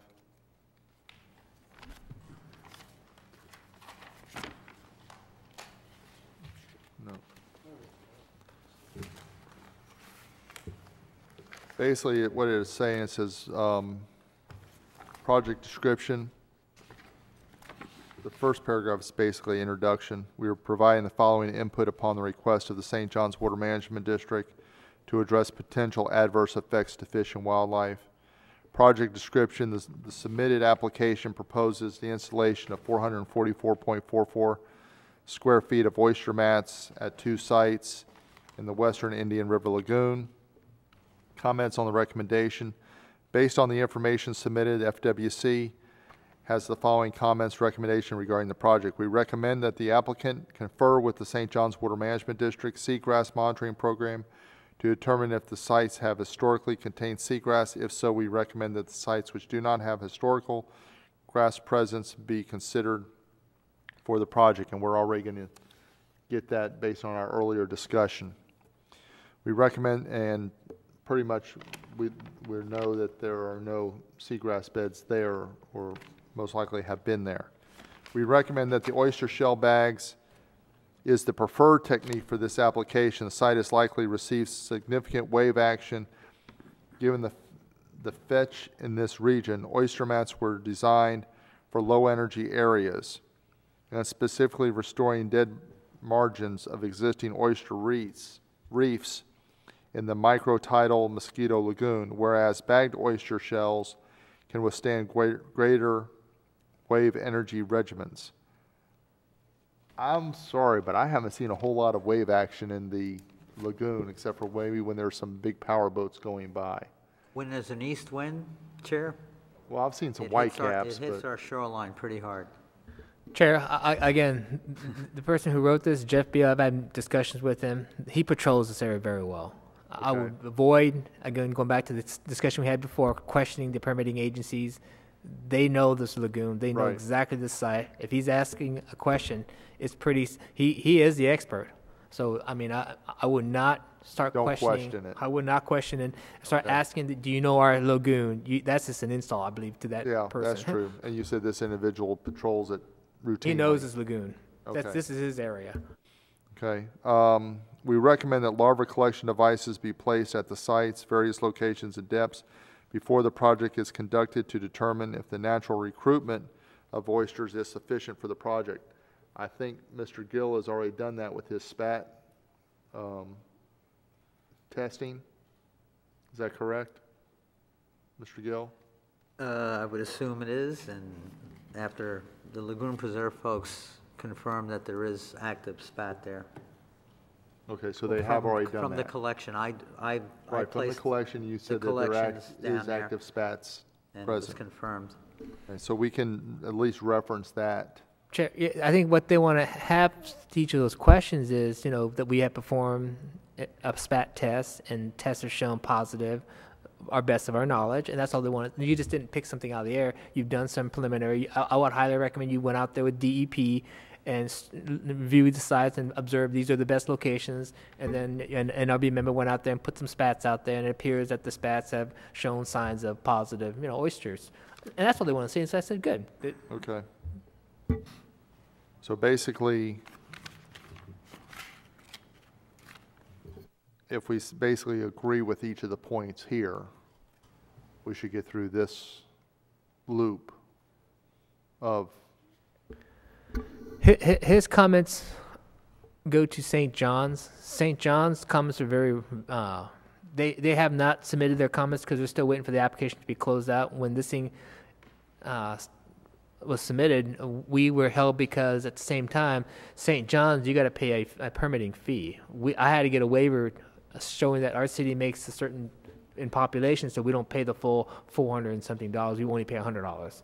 At the time, our waiver fee expired, so I had to get a new one. I just got it last few meetings to the city council, got approved. I've got to submit that. I was going to submit that until all this was resolved. Because, Okay. St. John said the same thing. Wait until you get it all resolved, and then submit everything back to us, and then we'll restart your application So process. basically, what we need to do is submit the Army Corps first, I would take care of the Army our Corps. comments, and then that's, I would say on internally, let's agree what we want to do with the Fish and Wildlife, and I think it sounds like we have agreed on most of those comments issues. right. On the going back to the question regarding bats or mats, I would just keep it open-ended right now until, and I apologize, Jeff Beal couldn't make it. He was trying to get another person within his staff to be here today. He couldn't make it either. We definitely need to get some direction from that agency. I think we're in the dark because I don't have the true knowledge. We really need to hear from the Fish and Wildlife people who says we prefer bags. Okay, tell us what you want and how is it done, when all the do's and don'ts, so that we have a clear understanding of what they're expecting. So we have a clear understanding of what's expected within our project. Different than Tammy Deboo, because that's still going forward. If all of a sudden we decide it's going to be these mats, but the way we have to do it changes that, we do a permit mod and get the Army Corps off, but then at least have a better understanding of what we have to do for these bags. I really do not know that. It's all, we really need to hear from them what's required, and we have not yet. It's all, that's how we get in trouble. Until we get someone in here from the Fish and Wildlife that says what's what, and I no disrespect, but from that permitting agency, I think any other individual, I don't care, you could be the guru of bags, you're not the one that's going to give us the permit. When I deal with these agencies, it's the one who gives us the permit. And Gail, you may not appreciate that, but I'm telling you, without that permit, you're not moving forward. Exactly. Let me ask one question. Let me ask one question real quick.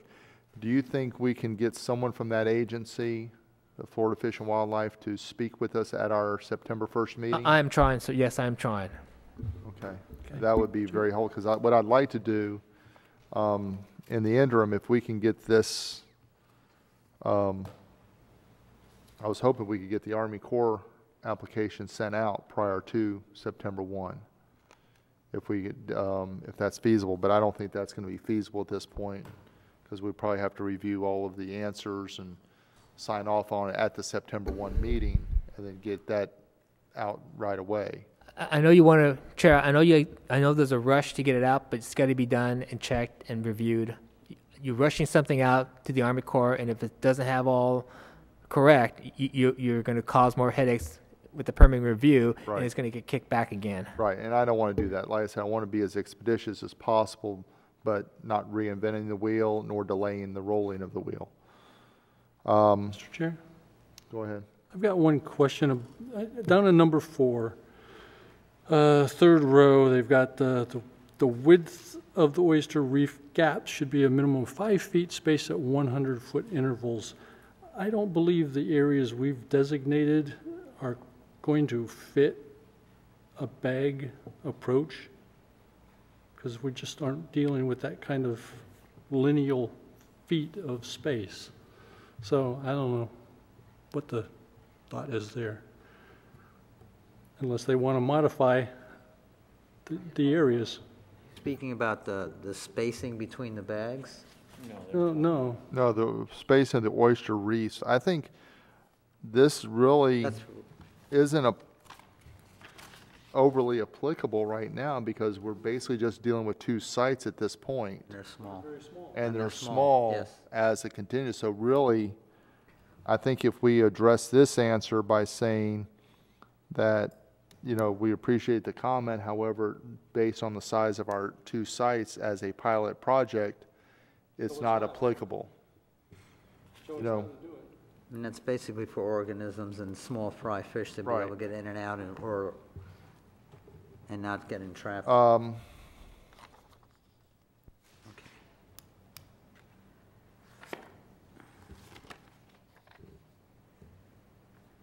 Mr. Watanabe, for this letter of the Fish and Wildlife Commission, I believe this probably also needs a detailed dialogue like we did with the Army Corps on the permit? Or is this, I mean, to answer this letter, or do we need to answer this letter this time? The letter is is a the letter goes to St. John's. St. John's is saying addresses. It's like a part of St. John's. They send out to the impacted agencies, and one of the agencies was was Fish and Wildlife, that says here are your comments. In our comment letter to St. John's, once we reactivate the permit, we need to address those comments. Okay, so at this present time, because we're waiting on the Army Corps project, do we need to address this as expeditiously? I think, again, the issue regarding the Fish and Wildlife comment is we need to get a representative from their organization to clarify, help us out, what's involved with bags, educate us on these comments that we've given us, and what's the best way to go to address their comments. And then once we know what they want and clearly understand what it is, and then we can then take care of all these comments from Fish and Wildlife, which will go through St. John's. Okay, so hopefully by next meeting hopefully by next meeting on September 1st, we can have all the Army Corps engineer dialogue done, and we can have basically a final document possibly to be ready to roll at that point. We can hopefully get someone from the Florida Fish and Wildlife, because I know they do talks after hours also, because I've been to a fishing club meeting in the past where they've had representatives talking about the Stick Marsh and other areas. Excuse me. Mr. Chair, if, So we can, during the September meeting, if you'd like, you can also collaborate also with the Lagoon Preserve people, because they were the initial survey for our 2 sites. And if they can come up and also collaborate with us. I would appreciate that. However, I think one thing we need to do is mainly focus on those agencies that are giving us the permits for information, and maybe with the Lagoon Preservation Committee, if they're seeing eye to eye with the Florida Fish and Wildlife, excuse me, and St. John's Board of Management, I think that would kind of give us some cohesion, I'm hoping. I just don't want to muddy the waters where we're going to be discussing the Army Corps, the Florida Fish and Wildlife Conservation Commission and then the Lagoon Preservation Society saying 2 different things. I want to go with one item. Well, they wouldn't be, yeah. Well, Because My suggestion they're all is- on the same page. Frank, My suggestion is, if you're going to have a representative, it's going to be from the Fish and Wildlife, and hear from them, get a clear understanding from them. Just no different when you have a meeting with the Army Corps, you're going to deal with Army Corps personnel only. I would not mix other agencies involved. If it becomes an issue of debate or challenge, one person saying the other person, one person, you're going to just muddy up the water real fast. right, and I don't want to muddy. I want to get this thing done. You know, and it's a good way. You may not have your permit even more faster if you bring someone else who challenges a Fish and Wildlife person. I think that's going to really muddy up Not the there water. to challenge. They are there to collaborate and agree with them and saying, hey, we at Lagoon Preserve a year ago did the survey of the 2 sites. this is what we found. They're backing us up. They're not going against anything that the Army Corps or St. John's Water River Management will do. Okay. And they'll also tune you up on and educate everybody else about how the bags are used, what type of aquaculture bags they are, how they're tied up. You can do that manually. They'll go through a bunch of stuff that and also we'll know more about the oyster mat project, which we have to get back into. Okay, I want to get that because I know we're approaching a 2-hour mark and I wanted to be out of here by 5 o'clock at the latest.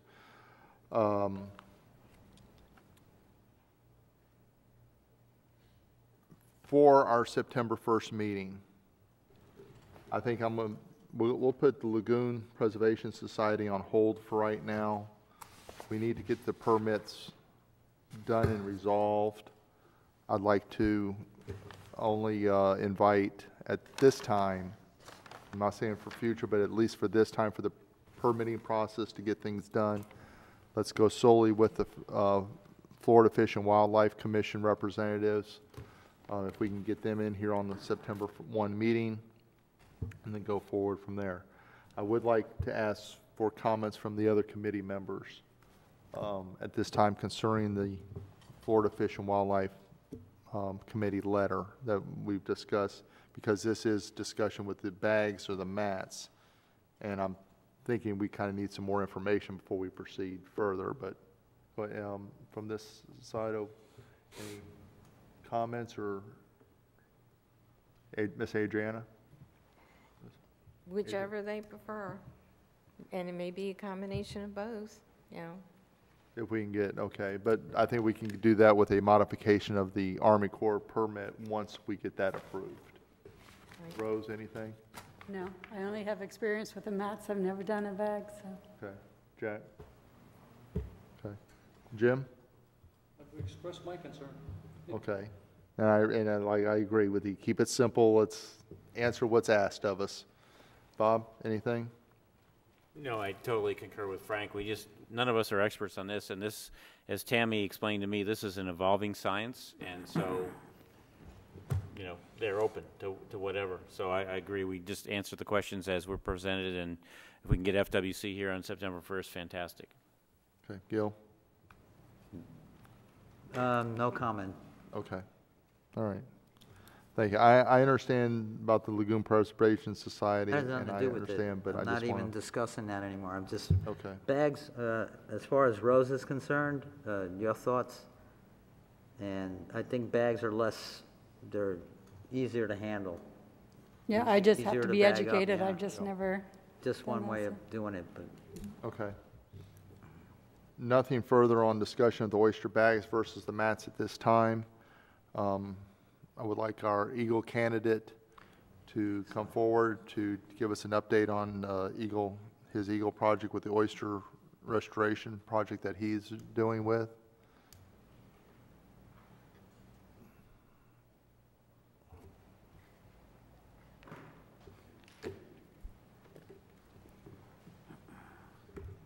Please, just for the record, remind us of your name and your troop and things of that nature. My name is John Giordano. I'm with Troop 500. Okay. Well, how's the project going? What are you doing at this present time in the approval? I believe that the project's approved, correct? Oh, yes. Okay. What are your timelines? I know you're somewhat dependent on us with the permitting and things, but as far as the creation, what have you been doing over the summer with some of the oysters and oyster mats and things of that nature? Well, we've just been, over the summer, we've just been, what's the word? We've just been showing people. Okay. Demonstration of how to make them? Yeah. Okay. I can, that's really all Have you made any mats over the summer at all? Or, I mean, like have them in storage or anything at this point? Because I know you were talking about with the Cub Scout camp before and things of that nature, doing some things with them.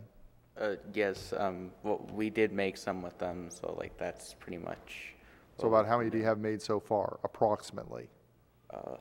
There was about 35, I guess, from camp. Yeah. But that was made Yes. with the Power Squadron's material. So it basically was going back for them, that we were kind of using it as Okay. a workshop material, just to show the kids how to make them and see how fast we can put them together. So, Okay, I apologize to you for, this process kind of going on, because I know how important Eagle projects are, with everything. But we wanted to include you, with this, because I know the city council has given some money already for this. Hopefully, by or shortly after our September meeting into our October meeting, we'll have some definitive answers. We'll have I'm hoping by our October meeting that we'll have our Army Corps permit completed. We'll also have, hopefully, at least shortly after our September meeting, a definitive direction of where we're going with the bags versus the mats. How easy or how difficult would it be for you to modify your project to incorporate bags versus the mats? It wouldn't be hard. Okay. Just Have you been in communication with Mr. Griffith that there might be a change in the end result that you're working with? I mean, have you been in communication with your Eagle committee and things? yes. Okay. there was a good. big change in our Eagle committee, by the way. Mr. Griffiths is no longer our Eagle chair. Oh, really? So, Okay. yes. Who's Eagle chair now? So, Mr. Dave Carlson is actually our district commissioner, and he is filling in as Eagle chair for now. So, John has his proposal here as well, but, that he Okay. carried, took with him, to the meeting. But Mr. Carlson is aware of it. Okay. John already Is there told him. anything And that, it might change. Then he would have to get that approved through them if it's a major change. okay. So, Well, I think the main purpose of the project is going to remain the same. It's just the method of right. what we're going to be putting in the water that may change, may or may not, or it might be a combination thereof. Who does have jurisprudence over this, over the project itself? Because I myself am confused. Is it contingent upon the Army Corps of Engineers permit and the Florida Fish and Wildlife Conservation Yes, permit? it's the way I understand it, there is a combination of the two agencies permitting. Mr. because Chair, both- just clarification. So, yeah, basically, it's waters of the U.S., so you need an Army Corps of Engineers permit. There's also a state permit requirement. Sometimes that comes through DEP.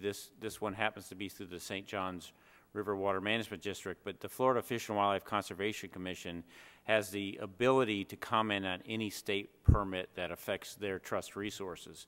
In this case, it affects the lagoon, and they have some impact there. So the permit actually doesn't come through FWC. It goes through the St. Johns. Right, But okay. FWC is a commenting agency. And Okay. sometimes sometimes they don't comment on permits, but if they see something that, hey, that's something we're really interested in or will affect our trust resources, we're going to provide comments to the issuing agency, in this case, the St. Johns River Water Management District. Okay, so St. what's- Johns doesn't necessarily have to listen to FWC, when I use that in quotes, but normally they do because they are the experts on this. So. All right, so an application was filed with the DEP as well, and they... No, With Got St. the John's. details, St. or- John's. Oh, with St. John's, okay. St. John's, and then we have a letter from them with several recommendations Okay. or concerns. So we're dealing with the federal agency as well as the state agency. Okay. That's correct, right, Mr. Watanabe? Again, to clarify, you have the Army Corps, which is a federal agency. St. Right. John's is not a state agency, actually. Oh, it's not? It's a water management district. Okay. But in this situation, they are the lead agency regarding the comments with the lagoon and the impacts. So there are no DEP permits required. Just the two permits are from But Army just the Corps Saint- and St. John's. And St. John's, John's okay. Water Management. So we both, Okay. for this project to go forward, we must have both. Both projects, yeah. For this pilot project, phase one, move forward, you need your two permits I just described in your hands to move forward. Right. Okay. So, but their main concern, apparently, according to that letter, because John and I did get a copy of that letter, Right. And we have it in the book, was the turbidity of the water and, I guess, displacing the mats themselves. Well, right, but that's from the Army Corps, which we are in the process. That's the main purpose of today's meeting, was to discuss those issues going line by line. I think we have a resolve on that already. At this point, we'll have the final draft presented to us at the September 1 meeting. Where basically I'm hoping we'll get a signature, or I'll have to sign it, or Mr. Watanabe, or between the two of us would sign it, and it would be represented to the Army Corps. Once we get that, then we'll address the Fish and Wildlife, hopefully in as expeditious of a manner, to where instead of going from September 1 to infinity, we'll go from September 1 to October 1. We might have another workshop in September. Hopefully, if we can get some resolve from the concerns from the Army Corps resolved, then we get an answer back prior to October 1. We can meet to resolve these issues and go forward. Okay. I want you to be able to complete your Eagle project as quickly as possible. I know it's been an ongoing thing. And I know you have other things in your life you would like to start participating in. But this project, and you're attaining the Eagle rank, especially since you're, I think, what, 14 or 15 now? I'm 15 now. You're 50 now. You know, it will benefit you greatly in years to come. You might not see it now, but it will benefit you greatly in years to come. So please persevere, and we will do what we can to. I'm going to try to make sure that this thing gets pushed forward. As I said before, I'd love to see us in the water by sometime in October. That may or may not happen, but hopefully shortly thereafter, where we can get some things going. So. Right, I wanna because condense John the did make a timeline. material list, you know, for what we needed for all the mats, and it was all ready to give to Mr. Watanabe, and, you know, so right now, kind of I on hold. So, understand. Yeah. I understand that. And everything's ready to go, so when Right. we get some clarification, you know, on which direction that we're going And in. that's what we're seeking, the same thing, to get this result. That's why we're having the special meeting today. Right. It's not our normal monthly meeting. We're I having a know. special meeting today to help get this thing moving and get this thing on the right track, to get it where you're finished with your project, we have something in the water, the city can continue with their project. Right. And where everybody's going to be happy afterwards, and everybody's going to be a winner. So that's what we want to do. Quick question for John. Sure. Chair. How many buckets did you wind up taking and working on? 10, 15 buckets? And on the Oyster shells, shells, you I mean? think. Oysters from the depot?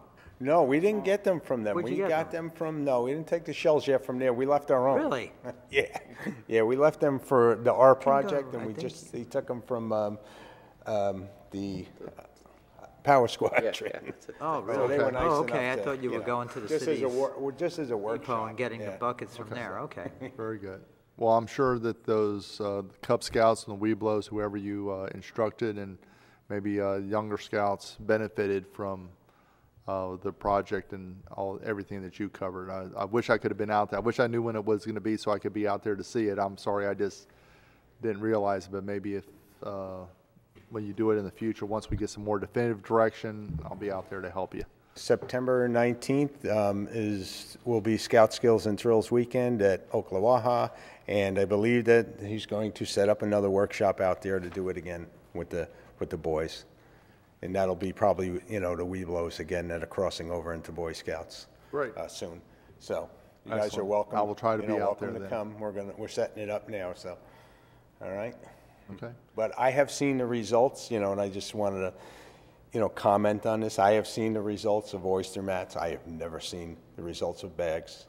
John and I kind of studied it somewhat, you know, not too much in depth yet online, but through the Brevard Zoo, I have seen tremendous results from the mats. And according to Kate Brown, and she runs that program in Brevard Zoo, once they're put down, they have been down there for years. You know, some of them 7, 8 years already, and have been, you know, just building from there, and they've never had a problem with them. So I don't know if it's something different that they do, and I don't know what Fish and Wildlife is concerned with, so, you know, I can't address that, but, I mean, I'm just going by what they're telling me and things that we've done, you know, from the schools and planted them. They've never had a problem with the mats. I've just heard some that we have, and I'm not an avid boater or anything right now, but I understand that from other people that are, that there's more tidal flow here in our part of the lagoon than there is up in northern or mid-central Brevard County. There's a lot of changes and things like that, so sometimes the water action is a little different down here than it is up there. So just go forward. Yes, Chair, Mr. Watanabe? just to highlight again, I know this, you know, it may be a moving target, but as I mentioned in the last meeting, when I went and did the application and interview for the Phase 2 project, which I had originally was for MATS, the committee members on the interview selection panel were from across the board, Fish and Wildlife, DEP, several water management districts, not just St. John's. They had Florida water. All of them asked the question, "Are you okay to switch to bags?" I believe the trend is that direction. These are the permitting agencies. So I understand there's all these other agencies, but these are the permitting agencies, and it seems like they're going in that direction. Right, and that's what we need. Like I said, we want this project culminated where we're progressing. You know, basically Phase 1 with the pilot. If we need to change the bags, if we can get it in the water quicker, that's what we want to do. If we can be a pioneer in making a better mousetrap, you know what? Let's do do all it. the more better for his project. Right. I mean, agree. honestly, you know, but it's just something that, you know, we know what had worked, you know, so, Right. and if we can do a combination of both and get some sort of scientific data out of it and see which one actually does produce better, okay? I mean, you know. I think that'd be good. That's I also don't think something you to would add ask to your for better project than also that. when you go to your board of review. That's something you can actually talk about. Okay, anything further, John? No. No? Thank you, we'll Well, be thank here. you so much, and we will keep in touch, and please keep in touch with us also. Okay? We've been coming to every meeting, so we'll Right. try to make. I that appreciate as it. well. Thank you. Thank you. Good luck. Item 5 on items for our next agenda. Let's just kind of go down the pike, Adriana. Okay. We can put that on there. Earth Day form, that's the vendor form. Yes, the application.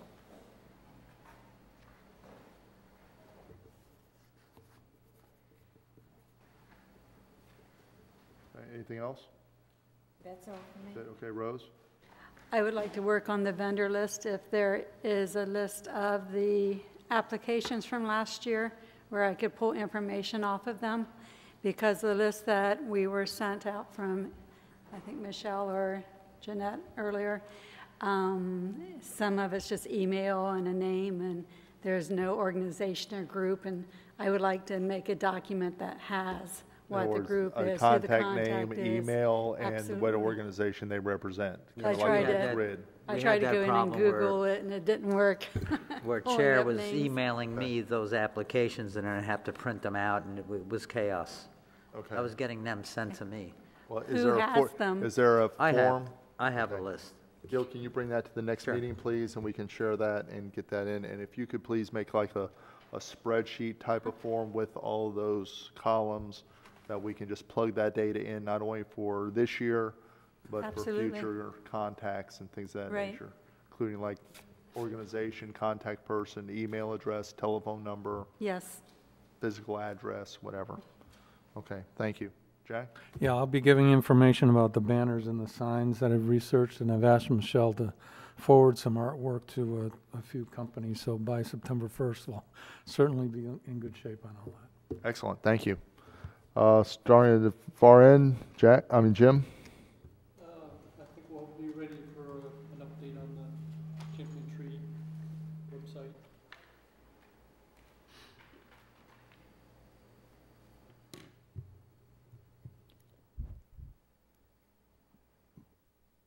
Thank you, and I appreciate you really taking the bull by the horns on that project. want to say thank you. Bob? Nothing? We just have the updates on the other thing, the items with the Army Corps permits, and hopefully we'll have a final version between yourself, Mr. Watanabe, and Michelle, and myself. Right. We can present a final version. Okay, Gil?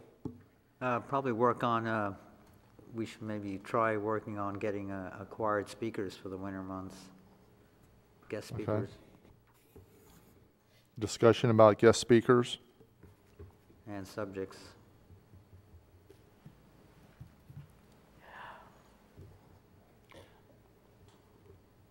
Yeah, I assume you don't want any recommendations now. You're talking about for adding that to the agenda. We're adding that for the agenda item, yes. Oh, may I add something then? Okay, one second. Okay.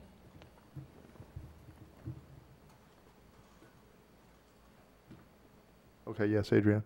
Can we talk about DJs also for Earth Day? what? Because DJs for Earth Day, because, you know, they want to be, I think if we put a item on the agenda for Earth Day vendor applications, if we can enhance that a little bit by discussing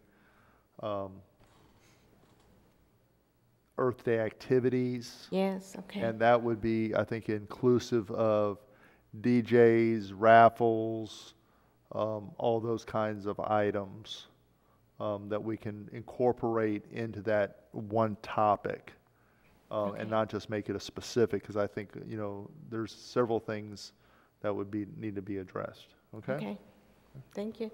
Thank you. My main focus for next agenda is basically the oyster mats and where we're going to be with that and produce. Like I said, I think we accomplished a lot during this workshop, going by line item.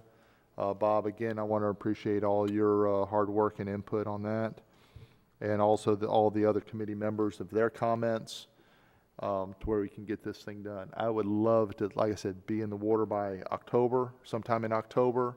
I don't think that's going to be a reality, but I think if we push to strive to that end, we should be in there, if not October, shortly thereafter. With that being said, any comment from staff? Any other further information? None tonight. Okay. I want to thank you very much for your hard work, Mr. Watanabe, and your work, Michelle, for everything that y'all have done with this and your time here today. And with that being said, I call this meeting adjourned.